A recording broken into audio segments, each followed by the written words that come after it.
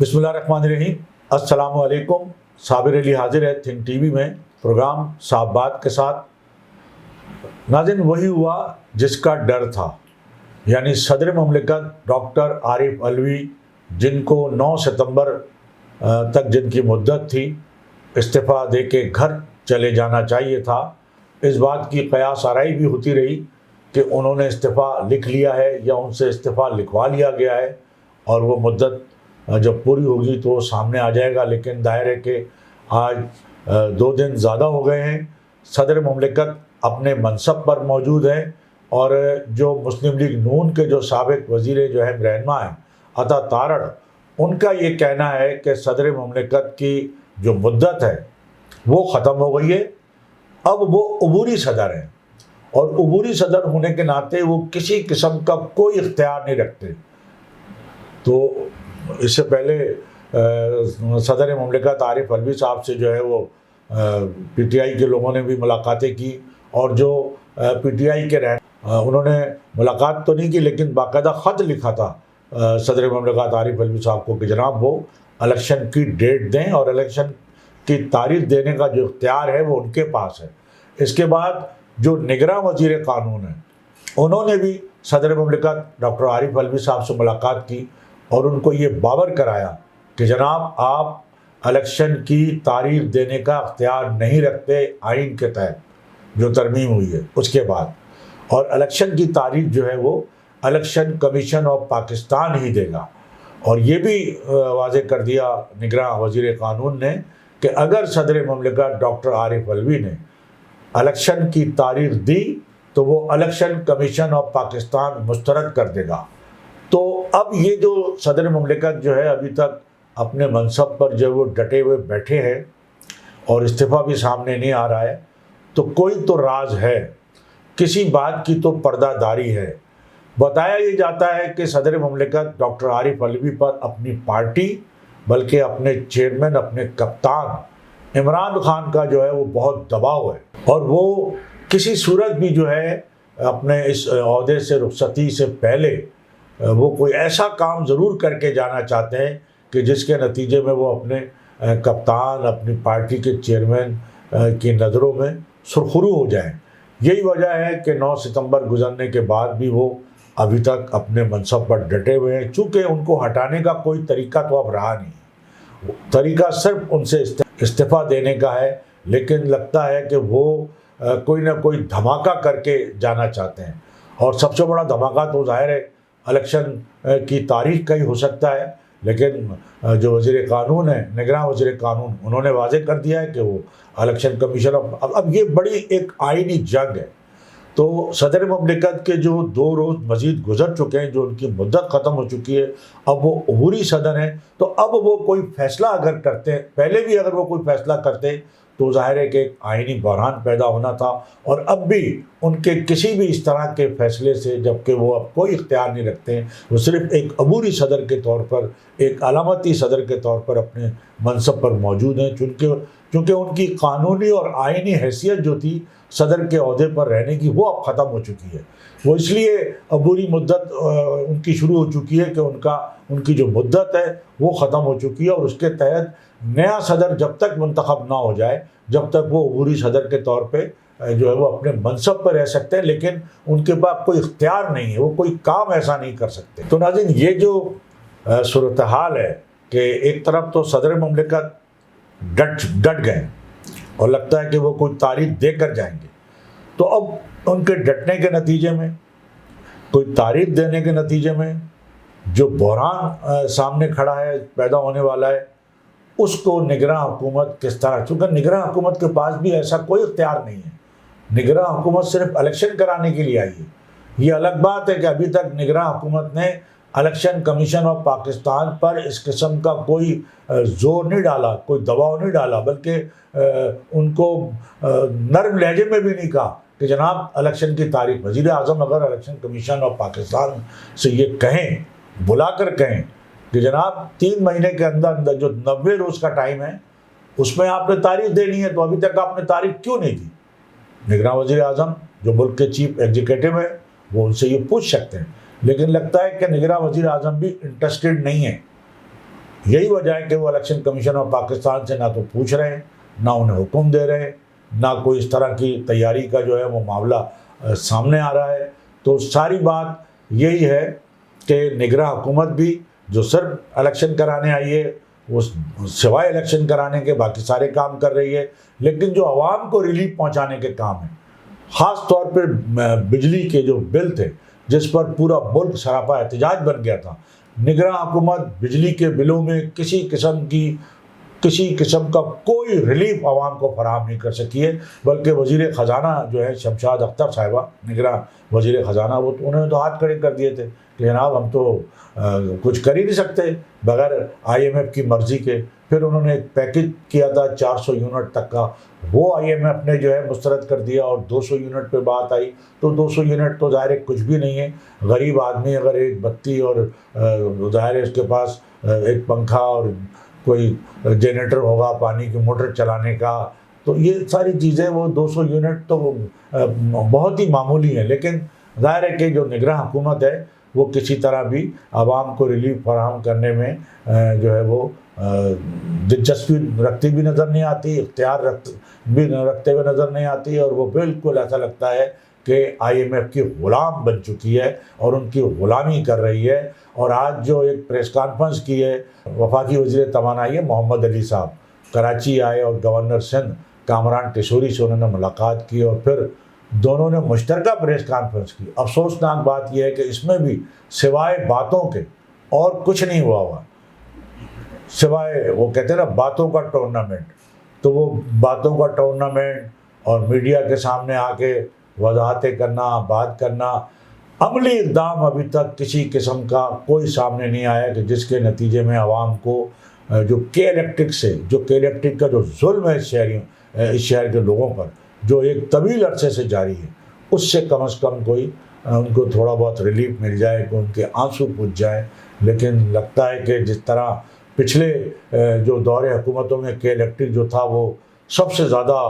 Powerful ادارہ تھا، وزیر اعظم نہیں پوچھ سکتا تھا، وزیر اعلیٰ نہیں پوچھ سکتا تھا، تو وزیر توانائی کی تو خیر کوئی حیثیت ہی نہیں ہے اس ادارے کے سامنے، کے الیکٹرک کے یا جو بھی بجلی کے ادارے۔ تو اب نگراں حکومت تو ویسے ہی اس کے تو ہاتھ پیر کٹے ہوئے، وہ تو ظاہر منتخب حکومت بھی نہیں ہے۔ تو جب منتخب حکومتیں کے الیکٹرک کا کچھ نہیں بگاڑ سکیں، اور وجہ یہی تھی کہ IPPs کے سے معاہدے کیے ہوئے، جو سابقہ منتخبہ حکومتیں IPPs سے معاہدے کیے جو فراڈ ہیں، اور ان کو مفت میں بغیر بجلی حاصل کیے، بغیر بجلی پیدا کیے، ان کو مفت میں جو ہے وہ ہزاروں ڈالر جو ہے وہ پے کیے جا رہے ہیں، جو عوام کے خون پسینے کی کمائی سے جو ٹیکس وصول کیے جاتے ہیں۔ یہی وجہ ہے کہ بجلی کے بلوں میں ایک تو زائد بلنگ، اوپر سے ٹیکسوں کی بھرمار، تو عوام کو کسی قسم کا کوئی بھی ریلیف دینے کو تیار نظر نہیں آتا ہے۔ دوسری جانب جو ایک شور بپا ہوا تھا پورے ملک میں، جو احتجاج ہوا تھا کہ جناب بجلی کے بل جو ہے آپ نے اتنے بھاری بل، کہ لوگوں کی اتنی آمدنی نہیں ہے، اتنی تنخواہ نہیں ہے جتنے آپ بل بھیج رہے ہیں، جس کے نتیجے میں باقاعدہ عملی طور پر لوگوں نے خودکشیاں کرنی شروع کر دی، اپنے بچوں کو جو ہے وہ مار دیا کہ ہم کیسے زندہ رہ سکتے ہیں۔ تو یعنی نگراں حکومت نے صرف ایک کام کی، پہلے تو یہ کہا کہ جی ہم اس وقت تک کچھ کر ہی نہیں سکتے بجلی کے بلوں میں کمی جب تک کہ بجلی کی چوری نہ روکی جائے، اور وہ بجلی کی چوری بھی عوام روکیں گے۔ لیکن بڑا اس پہ شور ہوا کہ بھئی عوام کیوں روکیں گے، عوام میں تو جو ایک طبقہ ہے وہ تو خود بجلی چوری کر رہا ہے، تو یہ تو اتھارٹی کا کام ہے، عوام کے پاس تو کوئی ایسا ڈنڈا نہیں کہ وہ بجلی کی چوری کو روکو۔ تو بہرحال موجودہ جو نگراں حکومت ہے اس نے کچھ تھوڑی بہت پھرتیاں دکھائیں، جسے کہنا چاہیے پھرتیاں، جیسے ہوتا ہے نا پھرتیاں دکھائی جاتی ہیں، جہاں جی بڑا کام ہو رہا ہے لیکن کام کچھ نہیں ہوتا، لیکن بہرحال بتایا جا رہا ہے کہ جی وہ چوری پکڑی گئی ہے، اتنی چوری پکڑ لی ہے، اتنے فلاں کر لیا ہے۔ لیکن یہ بھی سب اچھا، پھر چوری پہلے کیوں نہیں پکڑی جاتی تھی؟ یہ چوری تو 75 سالوں سے ہو رہی ہے، 50 سالوں سے ہو رہی ہے، 25 سالوں سے ہو رہی ہے، لیکن کبھی کوئی چوری نہیں پکڑی گئی۔ تو اب آپ نے آپ جو سو کے ایک دم اٹھیں، آپ نیند سے بیدار ہوئے، تو وہ اس لیے ہوئے کہ عوام سراپا احتجاج ہیں۔ تو عوام تو سراپا احتجاج بجلی کی چوری کے خلاف تھوڑی ہے، وہ تو اپنے زائد بلنگ کے خلاف ہیں جو آپ نے ان پہ ظلم کیا ہوا ہے. چوری پکڑنا تو آپ کا کام ہے, کنڈے کاٹنا تو آپ کا کام ہے, جو آپ نے پہلے کبھی کیا ہی نہیں, بلکہ فیسیلیٹیٹ کیا کنڈے والوں کو, ان کو رعایتیں دیں, جو ان کے کنڈے ڈھیلے ہو گئے تھے وہ جا کے ٹائٹ کیے. تو یہ تو سر عام ساری سڑکوں پہ جتنے پتھارے لگے ہوئے, جنہوں نے ٹھیلے لگائے ہوئے, وہ مزے کی بات تو یہ ہے کہ اگر ہم پریس مارکیٹ صدر میں اگر آپ چلے جائیں, اس کے سامنے جو ٹھیلے لگے ہوئے, تو وہ جب رات 12 بجے ٹھیلے بند کر کے جاتے ہیں, رات 12 بجے 1 بجے, تو بند ٹھیلوں پہ بھی بجلی چل رہی ہوتی ہے اور کنڈے سے لی ہوئی بجلی چل رہی ہوتی ہے. اس کی باقاعدہ ویڈیو بھی وائرل ہوئی ہے. تو جہاں یہ حال ہو تو کیا یہ حکمراں جو ہے بالکل بے خبر ہے ان ساری چیزوں سے؟ تو پھر تو یہ فارغ ہیں حکمراں, ان کا کوئی کام ہی نہیں ہے حکمرانی کرنے کا. دوسری جانب بلاول بھٹو اور زرداری صاحب کے حوالے سے ظاہر ہے کہ بڑی خبریں چلی کہ شاید دونوں باپ بیٹوں میں جو ہے بڑا اختلاف ہو گیا ہے, اور باپ بیٹوں نے الیکشن کے حوالے سے مختلف بیانات دیے. ہم نے اس وقت بھی کہا تھا کہ سوال ہی نہیں پیدا ہوتا, جو بیٹا اپنے باپ کو ہر تقریر میں صدر زرداری کہہ کر مخاطب کرتا ہو, تو وہ تو بڑا فرما بردار بیٹا ہے, کارکن ہے وہ تو پارٹی کا, ایک چیئرمین ہونے کے باوجود بھی. تو یہ ہم نے پہلے بھی کہا تھا کہ یہ سارا ٹوپی ڈرامہ ہے. بیٹا کہہ رہا ہے جی 90 روز میں کراؤ, باپ کہہ رہا ہے کہ جی 90 روز میں تو ہو نہیں سکتے, پہلے حلقہ بندیاں ہوں گی. تو آج وہ حقیقت کھل کر سامنے آ گئی ہے. آج بلاول بھٹو صاحب نے بھی کہہ دیا کہ الیکشن تو ہوں گے, 90 روز میں نہیں ہوں گے تو 100 روز میں ہو جائیں گے, 120 روز میں ہو جائیں گے, کبھی بھی ہوں گے, لیکن الیکشن. تو اب وہ بلاول بھٹو نے اپنا بیان بدل دیا ہے, یعنی وہ اب عمران خان بن گئے. جس طرح عمران خان نے 4.25 سال جس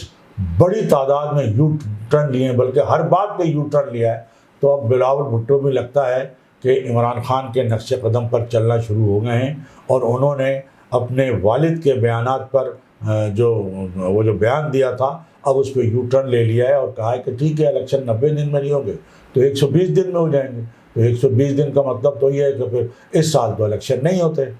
تو بہرحال دیکھنا یہ ہے کہ الیکشن کے حوالے سے جو کہا جا رہا ہے کہ صدر مملکت ڈاکٹر عارف علوی کسی وقت بھی الیکشن کی تاریخ کا اعلان کر سکتے ہیں. یہ کوئی گھنٹوں کی بات ہے, کوئی دنوں کی بات نہیں ہے, یہ گھنٹوں کی بات ہے کہ آئندہ چند گھنٹوں میں 24 گھنٹے ہیں, 48 گھنٹے ہیں, صدر مملکت کے اس اعلان کا انتظار کیا جا رہا ہے کہ وہ الیکشن کی ڈیٹ دیں گے. جب الیکشن کی ڈیٹ دے دیں گے تو پھر نگراں حکومت یا جو اصل حکمراں ہیں